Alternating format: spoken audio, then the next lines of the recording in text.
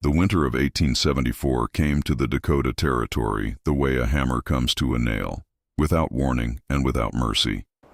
By the third week of November, the temperature at the Mickelson homestead outside what would one day become the town of Vermilion had dropped to -31 degrees Fahrenheit. The creek behind the property had frozen solid to the bottom. A bucket of water left outside turned to ice in 11 minutes. And in every sod house, every half-finished cabin, every claim shanty for 60 miles in any direction, men and women who had believed themselves prepared for a Dakota winter were learning, with their frozen fingers and their frostbitten feet, that they had been terribly, dangerously wrong. Every homestead, that is, except one. On a low rise at the southern end of a shallow coulee, a natural drainage gully carved into the prairie over 10,000 years of wind and snowmelt, a woman named Sigrid Halvorsen had done something that the other 16 families in the settlement considered either foolish or flat-out eccentric. She had not built her shelter on top of the land. She had built it inside it. And on the coldest morning of that brutal winter, while her neighbors huddled around red-hot iron stoves burning their last cords of green cottonwood, Sigrid was sitting inside her hillside home in 61 degrees of steady, windless warmth, watching through her one small window as the blizzard tried and failed to find her. This is the story of how she did it, and it is also the story of why almost nobody believed she could. Sigrid Halvorsen had come to Dakota Territory in the spring of 1872, 2 years before that killing winter. She was 34 years old, 5 feet 4 inches tall, and traveled alone, which was itself a remarkable thing in that time and place. Her husband Niels had died of typhoid fever on the Missouri River crossing, 3 weeks before their planned arrival at the claim they'd purchased sight unseen from a land agent in Chicago. She had $240 in a leather pouch sewn inside her coat, a wagon loaded with tools and seed and provisions, a team of 2 horses named Harold and Bjorn, and the deed to 160 acres of land she'd never seen. She could have turned back. Most people in her position would have. The land agent's representative who met her at the river crossing told her flatly that a widow woman alone on the Dakota plains was a widow woman with a death wish. He offered to purchase her deed for $80, less than half what she'd paid, and called it a charitable offer. Sigrid thanked him politely, climbed back onto her wagon, and drove north. What she found when she reached her claim was a piece of land that looked, to any ordinary eye, entirely unremarkable. 160 acres of tall grass prairie rolling toward a wide, flat horizon, a creek running along the eastern edge. And at the south end of the property, a shallow coulee dropping perhaps 12 feet below the surrounding plain, with a low hillside rising on its northern face. Most settlers looked at a feature like that hillside and saw an inconvenience, uneven ground, a place where the plow would catch, where cattle might stumble. Sigrid looked at it for a long time before she climbed down from the wagon. She had grown up in the Gudbrandsdalen Valley in central Norway, in a region where winter could last 6 months and where the old farmers had a saying her father used to repeat, "The earth is the oldest house." She knew what she was looking at. She was looking at her foundation. If you're finding this story remarkable, you're not alone. Thousands of viewers are discovering these forgotten frontier methods every week. Consider subscribing to help us keep preserving what these pioneers actually knew. Every subscription helps document techniques that were nearly lost to history. Now, the other settlers in the area hadn't ignored the hillside. They'd noticed it all right. It was Arvid Knutsen, a 48-year-old Norwegian immigrant who'd been farming the Dakota Plains for 6 years already, which made him practically an elder statesman in that settlement, who first brought Sigrid's plan to the attention of the wider community. Arvid was a decent man, honest and well-meaning, and when he heard that the new widow on the South Claim was planning to dig herself into the hillside like a badger, he felt a genuine obligation to intervene. He rode over on a Tuesday morning in late May 1872, just as Sigrid had begun marking out her excavation with stakes and twine. He sat his horse for a moment, watching her work, and then he said carefully that he'd seen dugouts before, and most of them were death traps. Dirt walls that collapsed in a hard rain, floors that flooded when the snowmelt came, roofs that turned to mud in a wet spring and caved in on the people sleeping underneath them.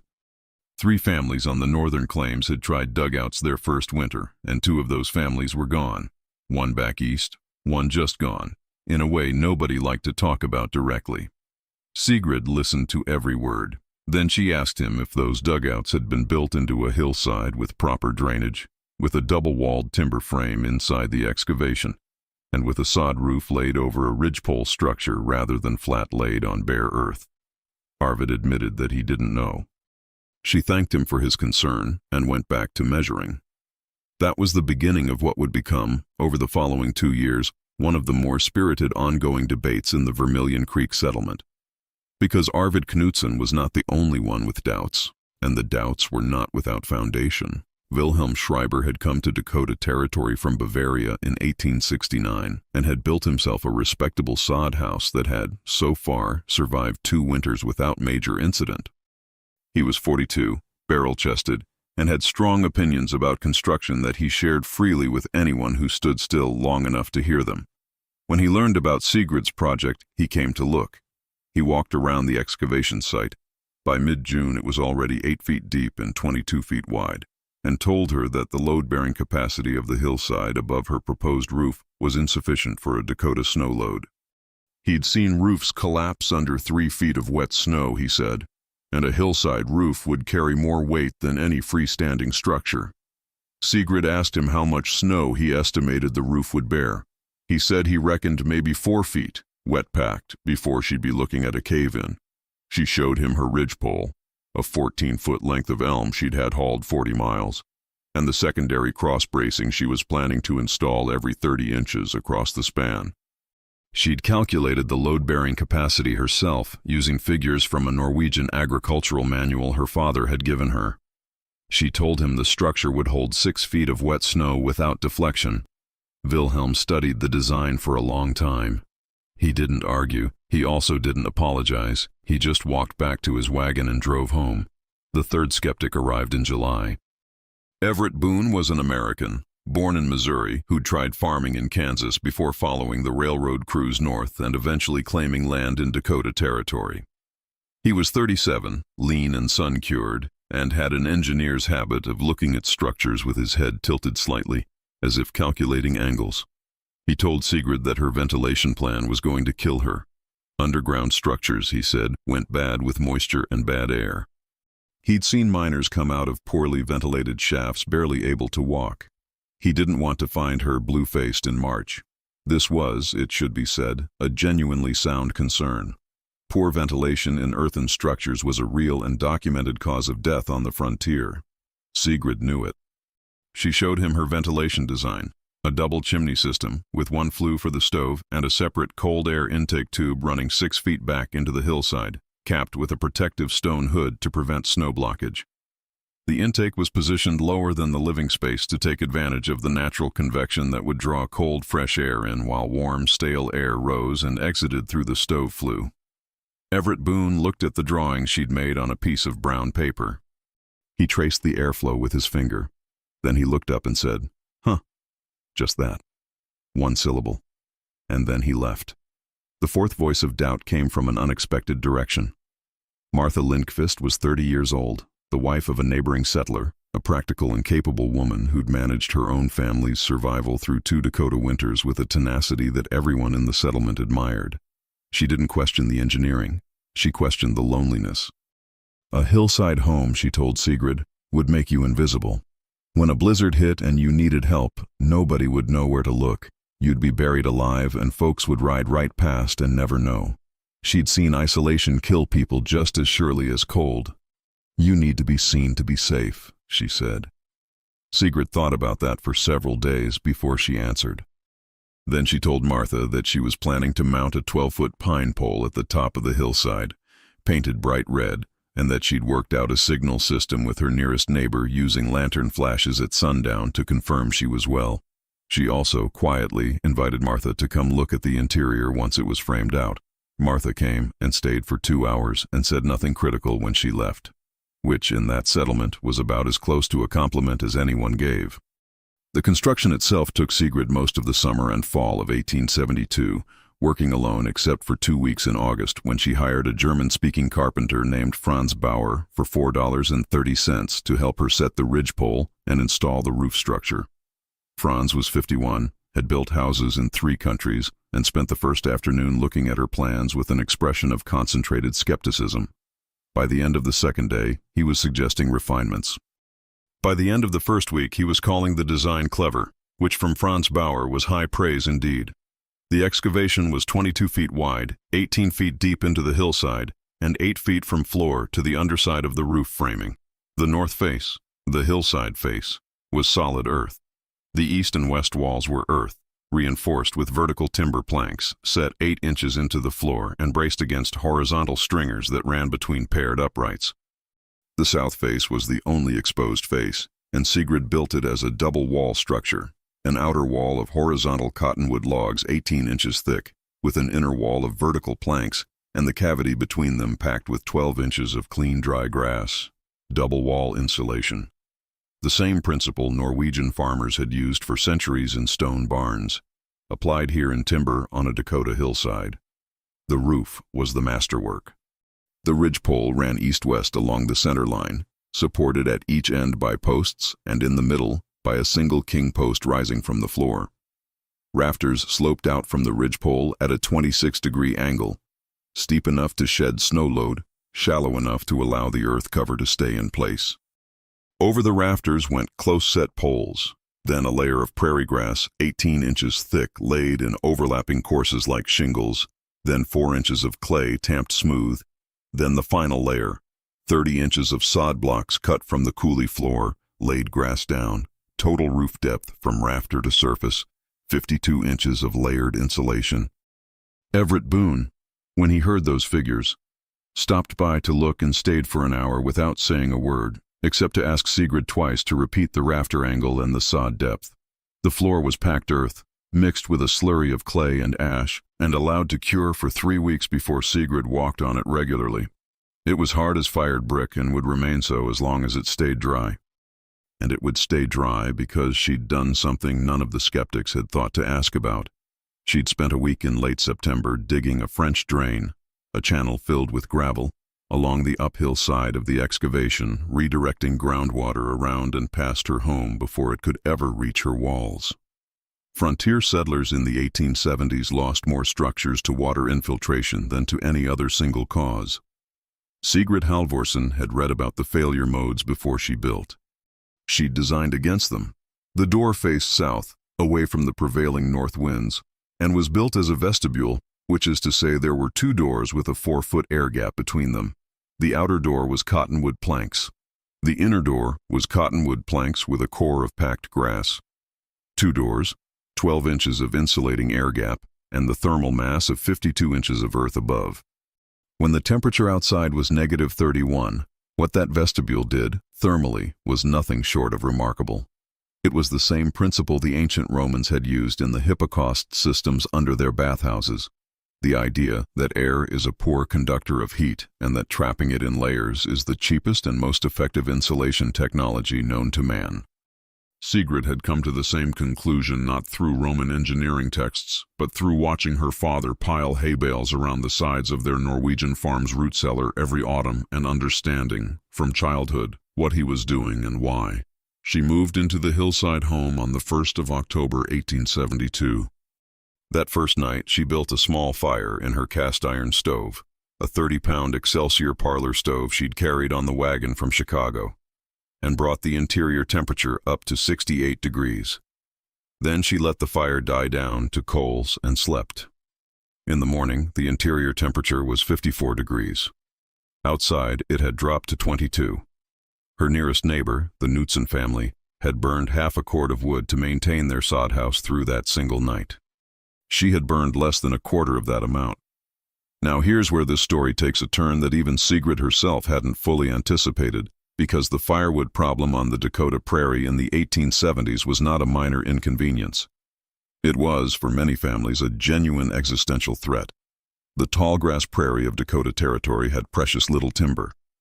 The creek bottoms grew cottonwood, which burned poorly and spat sparks and left a creosote buildup in chimneys that was a legitimate fire hazard. Proper hardwood, oak, hickory, ash, had to be hauled from the Missouri River woodlands, a round trip of 40 to 60 miles depending on your claim, and the cost of a single cord of hardwood delivered to the Vermilion Creek settlement in 1873 was $6.50. That was, for a family farming a new claim with little cash income, close to what some families had available for an entire winter's fuel supply. The average sod house on the Dakota Plains in 1873 burned between 12 and 16 cords of wood per winter to maintain a survivable interior temperature. At $6.50 per cord, that was $78 to $104 per winter just for fuel. Many families couldn't afford it, and they didn't buy hardwood. They burned cottonwood, buffalo chips, hay twisted into tight bundles, and anything else that would catch fire. Their homes were cold and smoky and damp, and the children coughed all winter, and in a bad year, people died. Sigrid Halvorsen burned 3.5 cords of wood that first winter. 3.5. Against the settlement average of 14 cords, that was a 75% reduction in fuel consumption for the same interior comfort level. She did it in 68 degrees of warmth while her neighbors shivered in 52. The thermal mass of the surrounding earth acted as a battery, absorbing the heat her stove produced and releasing it slowly back into the living space over hours and days. The insulated double walls and double doors prevented convective heat loss. The proper ventilation, that cold air intake tube and the stove flue, kept the air clean and dry without the constant heat loss of a drafty sod house where cold air leaked through every seam. And the firewood itself? That's where the title of this story comes from, because Sigrid had built something else into the hillside that the other settlers hadn't considered. If you've been watching carefully, you know this is the moment where the pieces come together. This is why we do this, to recover the whole picture, not just the part that survived. If you value that kind of complete documentation, hit that like button and let the algorithm know this history deserves to be heard. Along the eastern end of her excavation, tucked against the hillside face and separated from the main living space by a timber wall with a single door, Sigrid had constructed a wood storage chamber. It was 10 feet wide, 8 feet deep, and 6 feet high. The roof over this chamber was the same construction as the main roof, earth-covered, insulated, protected from precipitation. The south face of this chamber had a single opening, covered by a hinged wooden panel, through which she could stack wood from outside and retrieve it from inside without exposing the main living space to the cold. The wood in that chamber stayed dry. Not relatively dry, completely dry. Prairie winters bring not just cold but moisture. The snow that gets driven sideways by a 40-mile-per-hour wind, the ice crystals that work their way into every gap and crevice, the freeze-thaw cycles that turned a cord of firewood stacked outside into a mass of ice-bonded logs that had to be split with a maul before they'd go into the stove. Wet wood burns at roughly 50% the thermal efficiency of dry wood. A cord of wet cottonwood produced less usable heat than half a cord of dry hardwood. The settlers who stacked their wood outside, against the south wall of their sod houses or in rough lean-to shelters, were losing a significant fraction of their fuel value to moisture before they ever fed it to the stove. Sigrid's wood, stacked in an earth-covered, earth-insulated chamber that maintained a temperature between 32 and 45 degrees all winter, stayed at a moisture content of around 20%. Dry enough to catch quickly, dry enough to burn clean, dry enough that she needed 30% less wood to produce the same heat output. Combined with the thermal mass advantage of the hillside construction itself, she was heating her home through the worst Dakota winter in a decade on less than a quarter of what her neighbors were burning. By December of 1874, that killing winter of -31, the difference had become impossible to ignore or explain away. Arvid Knutsen's family was burning 2 cords a week and still waking up to ice on the inside of their windows. His youngest daughter, 11-year-old Britta, had developed a persistent cough that Arvid was trying not to look at too directly, because a persistent winter cough on the Dakota frontier was not something a man with no doctor for 100 miles wanted to examine too carefully. His wood supply, which he'd thought sufficient, was going to run out before February. He was already thinking about what he'd burn when the wood was gone. Hay, probably. Twisted prairie grass burned fast and hot and left nothing. He'd seen families go through a bale in an evening. It was his wife Astrid who suggested they go ask Sigrid Halvorsen. Arvid didn't want to do it. He'd told the woman her plan was foolish 2 years ago, and he was a man who felt the weight of that kind of memory. But Britta's cough had gotten worse, and Astrid had that look she sometimes had, the one that meant the discussion was already over, and Arvid just hadn't been informed yet. So on a Thursday morning in the second week of December, 1874, with the thermometer showing -19, he hitched Harold. Sigrid had sold him one of her horses the previous spring, a transaction that had seemed straightforward at the time but now felt, in retrospect, like the first sign that this woman planned things further ahead than most people, and he drove to the coulee. He almost didn't find the entrance. That's worth saying plainly. He knew where it was, had ridden past it a dozen times, and in the full blizzard conditions of that December morning, the Hillside home was nearly invisible. The earth covering of the roof had taken on the same profile as the surrounding terrain. The only visible sign of habitation was the 12-foot red pine pole at the top of the rise, its painted surface showing through the blowing snow like a distant flag. And a thin thread of wood smoke rising from the stove flew and being immediately shredded by the wind. He found the vestibule door, knocked, and stepped in. The temperature change was immediate and physical. Between the outer door and the inner door, in that 4-foot air gap vestibule, it was already noticeably warmer than outside. When Sigrid opened the inner door and light spilled out, and Arvid Knudsen stepped through and felt 62 degrees of steady warmth close around him like a physical embrace, a warmth that smelled of wood smoke and dried herbs and that particular mineral smell of packed earth that is, when you encounter it in those conditions, about the most welcoming smell in the world. He stood there for several seconds without saying anything. Then he took off his hat and he said, "I owe you an apology, Mrs. Halverson." Sigrid Halverson handed him a cup of coffee. Real coffee, not the chicory substitute most of the settlement had been making since October, and told him to sit down. What followed was a 2-hour conversation that would, over the next 3 years, reshape the way the Vermilion Creek settlement approached winter construction. Arvid asked questions and Sigrid answered them. She showed him the wood storage chamber, explained the drainage, walked him through the roof construction and the ventilation system. She drew diagrams on a fresh sheet of paper.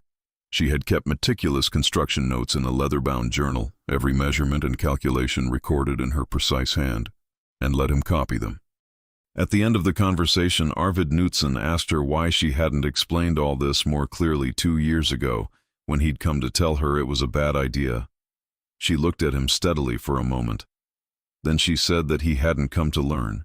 He'd come to warn. She'd learned in her experience that those were 2 different visits, and you couldn't answer the second one as if it were the first. Arvid thought about that on the drive home and didn't stop thinking about it for a long time.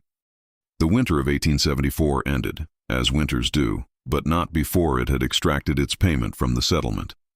The Brennan family on the northern claim lost most of their cattle to cold, 43 head, dead in a single night when the temperature dropped to -37, and their barn, a single-walled structure built in haste the previous spring, simply couldn't maintain a survivable temperature for the animals inside. Patrick Brennan himself came through it, barely, with frostbite on 3 fingers of his right hand that would give him trouble for the rest of his life. The Gustafson family burned their furniture, actual furniture, chairs, and a table and a wardrobe, in the last 2 weeks of January when their wood ran out. Their house survived, but their winter did not, and by March, when the thaw came, Ingrid Gustafson's face had an expression on it that her neighbors recognized as the particular grief of a woman who had decided something definitive about her future in this place. Sigrid Halverson came through the winter of 1874 with 6 months of food remaining. Her full complement of livestock healthy in a small hillside outbuilding she'd constructed on the same thermal mass principles as her home, and approximately 40% of her wood supply still stacked in the dry interior of her storage chamber. She had lost nothing to the cold, nothing. By the spring of 1875, the Vermilion Creek settlement had decided, collectively and without much formal discussion, that it would be building differently from now on. Arvid Knudsen spent 6 weeks that spring constructing a hillside addition to his existing home. Not a full replacement, but an earth-bermed storage cellar dug into the low rise behind his sod house, with a connecting tunnel to the main structure. Wilhelm Schreiber, whose engineering pride had been both wounded and instructed by the previous 2 winters, drafted a modified design combining his sod house structure with a hillside wood storage chamber and earth berming on 3 walls. He spent a week going over the plans with Sigrid before he started building, and he told Franz Bauer afterward that the woman understood load calculations better than any carpenter he'd worked with in 3 countries, which was the highest compliment Wilhelm Schreiber was capable of expressing. Everett Boone didn't rebuild his own home immediately. He had a stubbornness that even a near-disastrous winter hadn't fully overcome. But he incorporated Sigrid's ventilation system into a new outbuilding he put up that summer, and by the winter of 1875 he'd admitted to his wife Ellen that the cold air intake tube was, in fact, a damned clever solution, which was as close to an endorsement as Everett ever got about anything. Martha Lindqvist, who had worried about isolation, came to visit in the fall of 1875 and brought her oldest daughter and a jar of plum preserves. She sat with Sigrid for an afternoon and told her that she'd been thinking about what Sigrid had said, about the signal pole and the lantern code, and that she'd talked to 3 other families about setting up a similar mutual check system across the settlement. She thought it might prevent the kind of invisible catastrophe she'd been worried about. Sigrid thought that was an excellent idea, and the 2 women spent an afternoon working out the details of a simple code system using lantern positions at sundown. 1 light visible meant all well, no light meant check on me, a moving light meant emergency. It was entirely practical and entirely sensible and would, over the following winters, save at least 1 life that the settlement knew about and possibly others that no one ever knew to connect to the system. The knowledge didn't stay confined to the Vermilion Creek settlement. Word traveled on the frontier in the way frontier news always traveled, through land agents and circuit riders and the conversations men had at the general store in the nearest market town, and through the practical observations of travelers who stopped at homesteads and noticed when something was working and when it wasn't. By 1877, a modified version of Sigrid Halvorsson's Hillside construction method had been adopted by at least 37 families in 3 counties.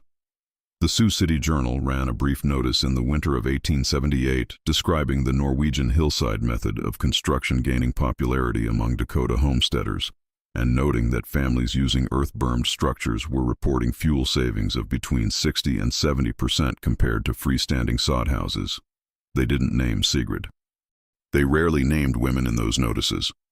But the families who were warm and the families whose children weren't coughing through February knew where the method had come from. What Sigrid had understood, and what the skeptics had understood only partially, and only after the experience of a killing winter had illuminated the gaps in their reasoning, was that the prairie settlers' relationship with cold was fundamentally a problem of energy, not just of production, but of retention. A stove produces heat. A poor structure loses it through every surface, every gap, every improperly seated door.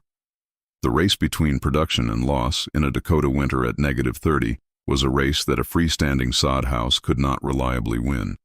But the earth itself, massive, stable, slow to change temperature, could be recruited as an ally in that race. The hill didn't need to be heated.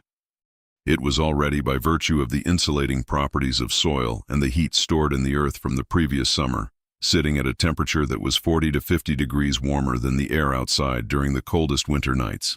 Every surface of Sigrid's home that was in contact with the earth was in contact with a thermal reservoir that moderated extreme cold without consuming a single piece of firewood to do it.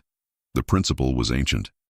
The Norse peoples of Scandinavia had known it for 1,000 years before Sigrid's father whispered it to her in the Gudbrandsdalen Valley. The Pueblo peoples of the American Southwest had built their cliff dwellings on the same thermal mass principles, positioning them on south-facing slopes to capture winter sun and using the rock mass of the cliff above to moderate summer heat. The earthen longhouses of the Great Plains tribes had employed sod insulation with a sophistication that European settlers tended not to notice or acknowledge, preferring to regard indigenous architecture as primitive rather than as a specifically adapted response to the precise environmental conditions of the northern plains. The underground grain storage chambers of Anatolian farmers, the wine caves of the Bordeaux region, the root cellars of New England farms, all of them were expressions of the same fundamental insight, that the earth doesn't want to be the same temperature as the air, and in that difference lived, for those who knew how to use it, survival. What made Sigrid Halvorsson's contribution distinct was not the principle, it was the application. She had adapted ancient knowledge to a specific frontier context, combining Norwegian earthen construction techniques with American frontier materials and tools and climate conditions, and she had done it alone, from a cold standing start, on land she'd never seen before, in a culture that was not certain whether to admire or pity her, and she had gotten it right. Not approximately right. Right enough that she was sitting in 62 degrees when the thermometer said -31. Right enough that her firewood stayed dry all winter and she burned a quarter of what her neighbors burned. Right enough that Arvid Knutsen stood in her doorway in December of 1874 and took off his hat. If you've stayed with this story to the end, you understand something now that most people have forgotten, that survival on the frontier wasn't primarily about strength or endurance, though those mattered. It was about knowledge. The right knowledge, applied at the right time, in the right way, could do more than any amount of raw effort or determination. Sigrid Halvorsen didn't survive the winter of 1874 because she worked harder than her neighbors. She survived because she had learned something they hadn't, and she'd had the stubbornness and the clarity to act on what she'd learned before the cold came to test it. The Halvorsen homestead, as the records of Clay County, Dakota Territory show, was still producing crops in 1889. The Hillside home was occupied continuously for at least 14 years. By 1891, the settlement around it had grown to over 60 families, most of them heating their homes with techniques that traced back, in one way or another, to the design that a 34-year-old Norwegian widow had marked out with stakes and twine on a Dakota hillside in the spring of 1872. The Vermilion Creek settlement became Vermilion proper. The coulee is still there, though you'd have to know where to look to find the faint remnants of the excavation under the grass. The red pine signal pole is long gone, but the hill remains, and if you know what you're looking at, you can still see, in the contour of the ground, the ghost of a home that was built the way the earth builds things, to last, and to shelter, and to endure. That's the kind of knowledge worth preserving. If you believe that too, subscribe to this channel and help us keep these stories from disappearing entirely. There are hundreds more of them, practical, hard-won, specific, waiting to be told. Every person who subscribes is one more reason to keep telling them. Don't let this history go dark.